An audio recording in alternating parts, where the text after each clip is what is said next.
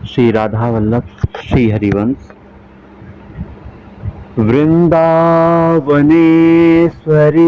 तवैव पदारविन्दम् प्रेमामृतैकमकरन्द रसोघपूर्णम् हृदयर्पितं मधुपते स्मरतापमुग्रम् निर्वापयत् परम शीतलमाश्रयामि।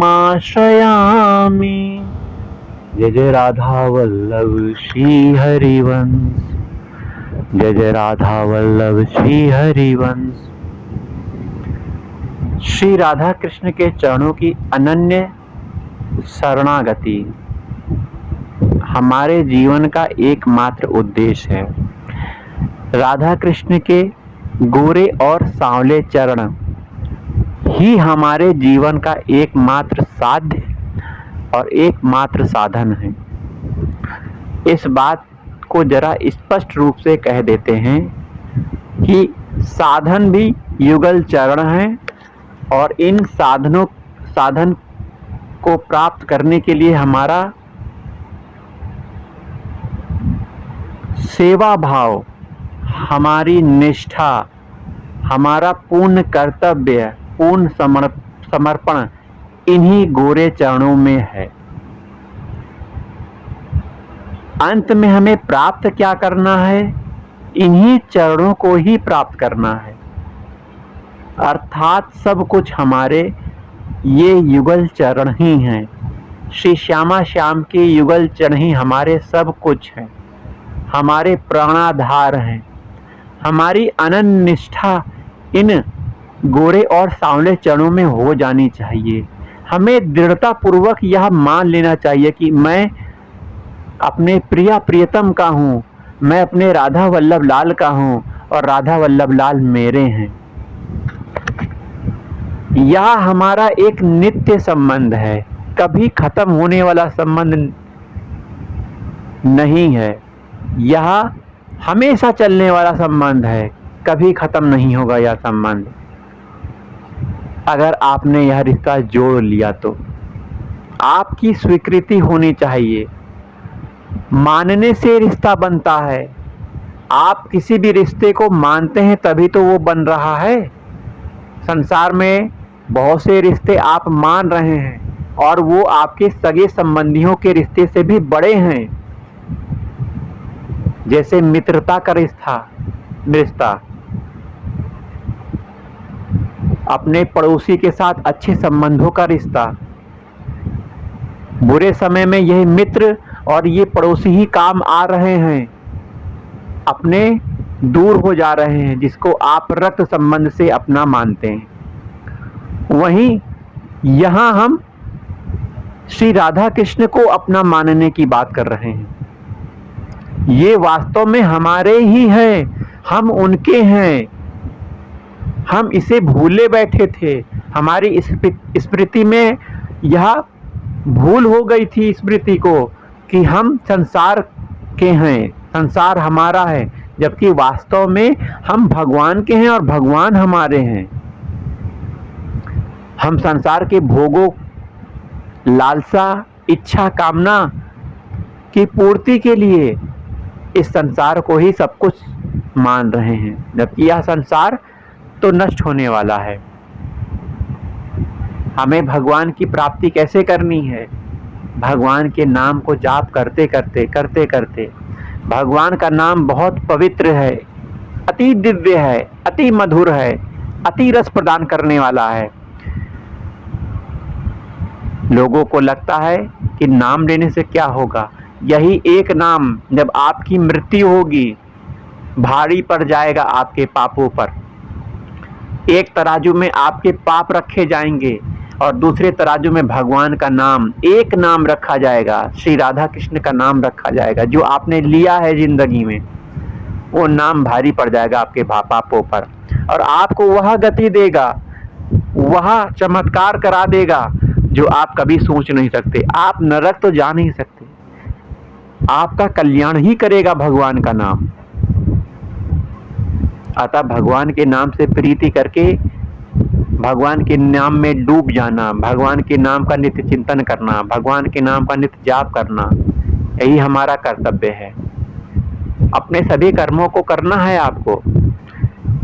आप अगर गृहस्थ हो तो आपको अपने कर्मों को करना है। नौकरी पेशा है, व्यवसाय करने वाले हैं, तो आपको अपने कर्मों को करना है, लेकिन कर्म करते हुए सभी कर्मों को भगवान को अर्पित करना है। और उन कर्मों के करते हुए जो समय बच रहा है, बीच बीच में भगवान का नाम चिंतन तो चलता ही रहना चाहिए। और भगवान से प्रेम तो दिव्य है। आज संसार का प्रेम जरा देख लीजिए।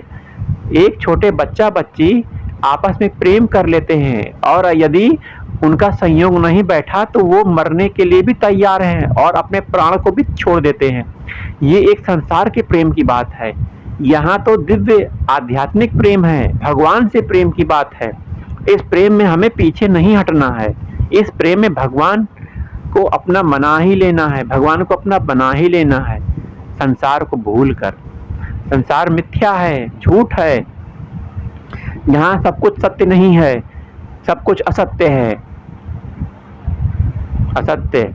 असत्य की सत्ता है, भोग विलास की सत्ता है, इस शरीर की पोषण की, शरीर की कामना की सत्ता है।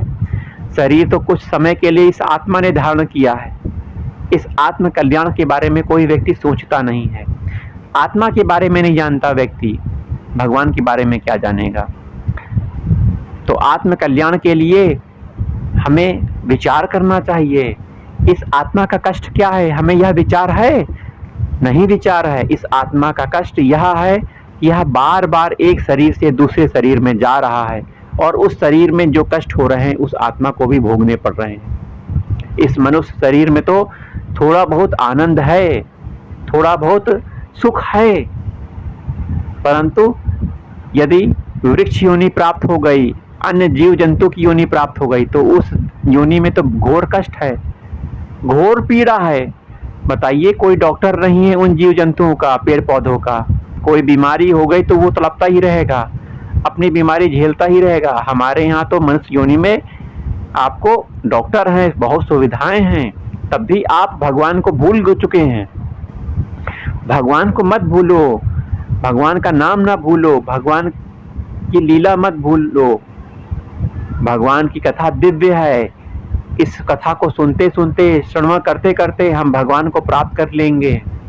भगवान की लीलाएं बहुत दिव्य हैं, इनका श्रवण करना चाहिए, चिंतन करना चाहिए, मनन करना चाहिए मनुष्यों को। कोई भी एक छोटी सी लीला ले लीजिए, चाहे अघासुर वध की लीला ले लीजिए। अघासुर वध में क्या किया भगवान ने? जरा भगवान के मित्रों के बारे में जरा सोचिए। वो जान रहे हैं अघासुर एक बहुत बड़ा दैत्य सर्प है, अजगर है यह, फिर भी वह उनके मुख में क्यों चले जा रहे हैं? उनका पूरा विश्वास भगवान पर है कि ये राक्षस हमारा क्या कर सकता है, यह अजगर हमारा क्या कर सकता है। मेरा कृष्ण है ना, मेरा कृष्ण है, हमारी रक्षा करेगा, पूरा विश्वास है। और भगवान उनकी रक्षा भी करते हैं। जब गोप ग्वाल अंदर चले जाते हैं और श्री कृष्ण को साथ लेते हुए जब वह अपना मुंह बंद कर लेता है, तो अजगर के पेट में जो एसिड होता है उसमें ग्वाल बाल की मृत्यु हो जाती है। आपको पता होगा, भागवत में पढ़ लीजिए, ग्वाल बाल मृत्यु को प्राप्त हो जाते हैं। जब भगवान अघासुर का वध करते हैं तो भगवान उन्हें कैसे जीवित करते हैं, पढ़िए भागवत में, उसमें लिखा है, अपनी अमृतमय दृष्टि से मृत्यु को प्राप्त हुए ग्वाल बालों को पुनः जीवित कर देते हैं। भगवान की दृष्टि देखिए, अमृतमयी है, मरा हुआ व्यक्ति भी जिंदा हो जाता है। उन ग्वाल बालों के मन में क्या है? मेरे कृष्ण मेरी रक्षा करेंगे, मेरा कन्हैया मेरी रक्षा करेगा, डरने की क्या बात है, कन्हैया है ना। ये ठसक हमारे अंदर क्यों नहीं आती? क्यों नहीं आती हमारे अंदर? प्रेम नहीं है ना। हमारा प्रेम तो कुछ दूसरी चीजों से है, दूसरी वस्तुओं से है, धन संपत्ति पद प्रतिष्ठा से है। अहम में जी रहे हैं कि मैं IAS ऑफिसर, मैं फलाना पद पे, मैं ढकाना पद पे हूं। यह पद आपका कर्तव्य है, यह पद आपका कर्तव्य है। इस कर्तव्य के पालन करने में जो भी अधिकार में आपको प्राप्त हो रहे हैं वो आपके सूक्ष्म अधिकार हैं, जिसमें आपको बंगला मिल रहा है, गाड़ी मिल रही है, अधिक धन संपत्ति मिल रही है, नौकरी पेशा में सैलरी अच्छी मिल रही है। इसका मतलब ये नहीं है कि आप अभिमानी हो जाओ, दंभी हो जाओ। किसी भी पद प्रतिष्ठा को प्राप्त करते वो आपके कर्तव्य है, उसको आपको करना है। This is your duty. Duty करते हुए भी सभी व्यक्ति के साथ समान व्यवहार करने वाला व्यक्ति श्रेष्ठ व्यक्ति है। और यही ड्यूटी करते हुए जो भगवान के चरणों का से प्यार करने लग गया तो वो तो बहुत बड़ा संत है। जैसे अम्बरीश जी के बारे में सुना होगा, महान राजा, दुनिया का सबसे बड़ा ऐश्वर्य उनके चरणों में, धन संपत्ति, ऐश्वर्य, वैभव, स्त्री पत्नी, सब सुख उनके पास, परंतु इतने बड़े राजा होते हुए भी अपने कर्तव्यों का पालन करते हुए भी अम्बरीश जी भगवान के अनन्य भक्त हैं। भगवान का नाम जाप करते हैं, भगवान की लीला चिंतन भजन करते हैं, सभी कार्य करते हुए। ऐसे भक्त अम्बरीश जी को भगवान बहुत प्यार करते हैं। उनके लिए ऋषि दुर्वासा जी के ऊपर क्या छोड़ दिया गया? चक्र छोड़ दिया भगवान ने। यह चक्र दुर्वासा जी को कहां कहां नहीं लेकर गया, लेकिन दुर्वासा जी को जब अंत में पता लगा कि अम्बरीश जी के पास ही जाने से यह चक्र हमें मुक्ति दे सकता है, तो वह उनकी शरणागत हो गए। दिखा दिया भगवान ने कि तुम्हारा तप बल, तुम्हारा योग बल किसी काम का नहीं है मेरे भक्त के सामने। मेरा भक्त श्रेष्ठ है, क्योंकि वह भगवान से कुछ चाहता नहीं है, किसी प्रकार की इच्छा नहीं रखता, भगवान की सुख में उसका कर्तव्य है। यहाँ ऋषि मुनि किसी तप बल, योग बल आदि सिद्धियां प्राप्त करके भगवान को प्रसन्न नहीं कर सकते। भगवान को तो भगवान का भक्त ही प्रसन्न कर सकता है। भक्त बहुत दैन्य होता है, अपने आप को कुछ मानता ही नहीं है, कुछ नहीं मानता भक्त भगवान के सामने अपने आप को। भक्त ना धन चाहता है, ना स्त्री चाहता है, ना पद प्रतिष्ठा चाहता है, वो तो श्री कृष्ण की सेवा चाहता है, उनका चिंतन चाहता है। बस यही चाहता है कि मेरे नेत्रों के सामने मेरे श्यामा श्याम खेलते रहें, प्रसन्न रहें, मैं उनकी सेवा कर सकूं, मैं उनके चरणों की सेवा कर सकूं, मैं उनके वो कार्य कर सकूं जो वो मन में चाह रहे हैं। ये भक्त की इच्छा होती है। तो भक्त बड़ा होता है इन सभी ऋषि मुनियों से, जो भगवान से, ऋषि मुनियों से जो किसी साधना के बल पर, किसी सिद्धि के बल पर अपना जीवन व्यतीत कर रहे हैं। हमें भगवान राधा कृष्ण से प्रेम करना चाहिए। बहुत दयालु हैं राधा कृष्ण, बहुत कृपालु हैं राधा कृष्ण। भगवान से प्रेम करने के लिए, जो भगवान से प्रेम करने वाले भक्त हैं, उनके नाम लीला का हमें चिंतन करना चाहिए, श्रवण करना चाहिए, उनका नाम प्रीति पूर्वक लेना चाहिए। भक्त माल में इन्हीं भक्तों का चरित्र का वर्णन किया गया है। भक्तों के चरित्र पढ़ने से हमें भगवान की भक्ति शीघ्र प्राप्त होती है। हमारे मन में उत्कंठा पैदा होती है भगवान की भक्ति करने की, भगवान से प्रेम करने की। ऐसे श्रेष्ठ भक्तों के चरणों की धूलि को धारण करके हम भगवान को प्राप्त कर सकते हैं। हमें भगवान के ये भक्त वह दिशा देते हैं, आशीर्वाद देते हैं, जिससे हम भगवान की भक्ति कर सकें। अतः भगवान की कृपा के बाद हमें ऐसे भक्त प्राप्त भी होते हैं।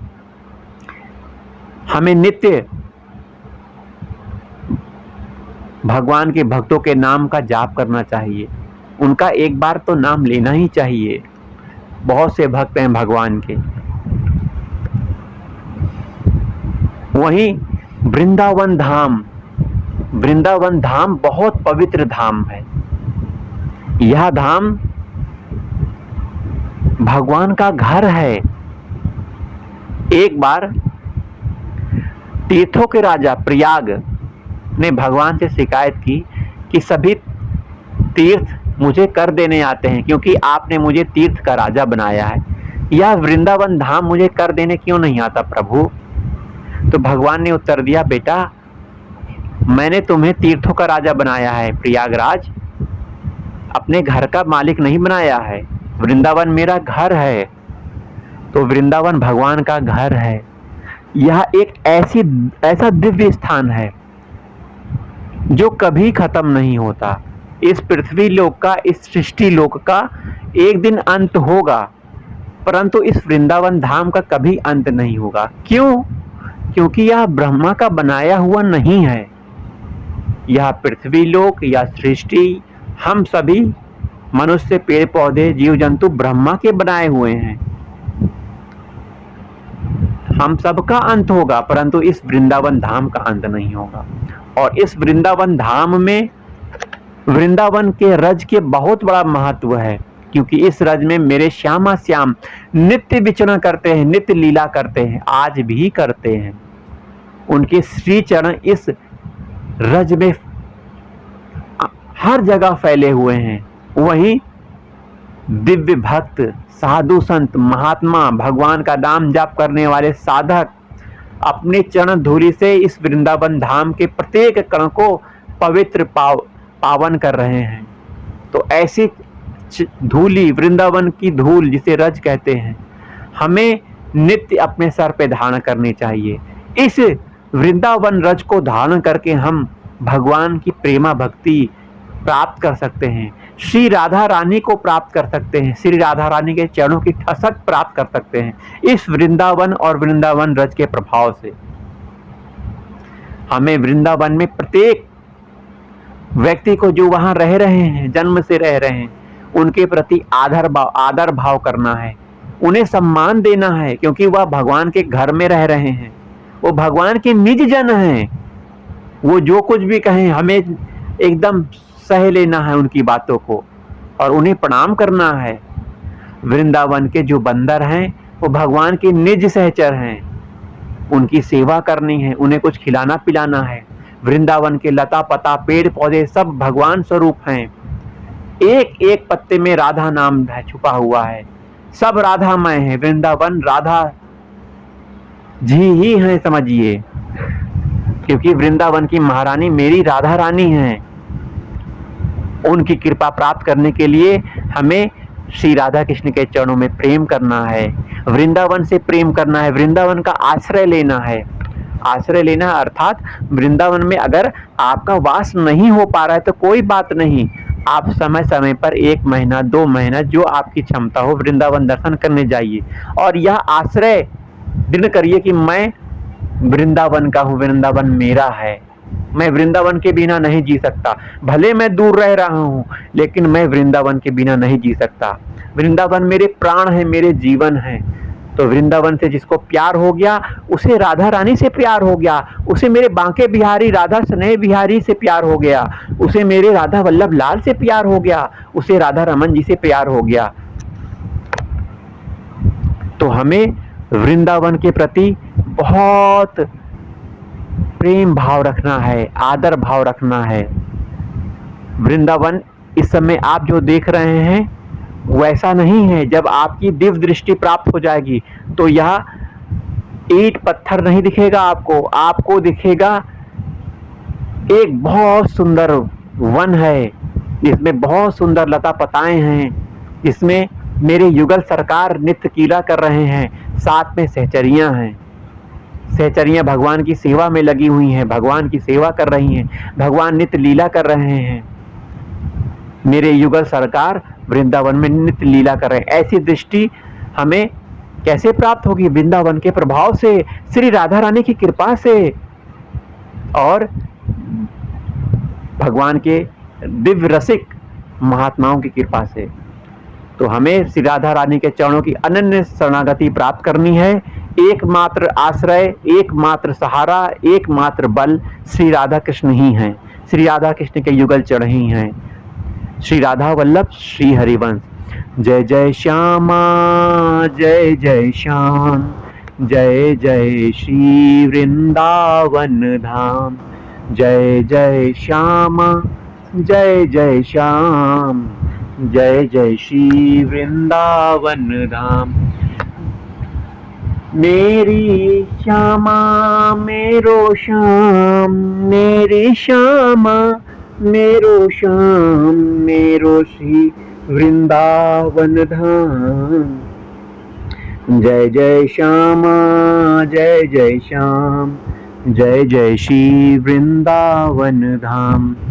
राधा राधा राधा, राधा राधा राधा, राधा राधा राधा, राधा राधा राधा, राधा राधा राधा, राधा राधा राधा, राधा राधा राधा, राधा राधा राधा, राधा राधा राधा, राधा राधा राधा, राधा राधा राधा, राधा राधा राधा, राधा राधा राधा, राधा राधा राधा, राधा राधा राधा। श्री राधा वल्लभ श्री हरिवंश, श्री हरिवंश, श्री हरिवंश।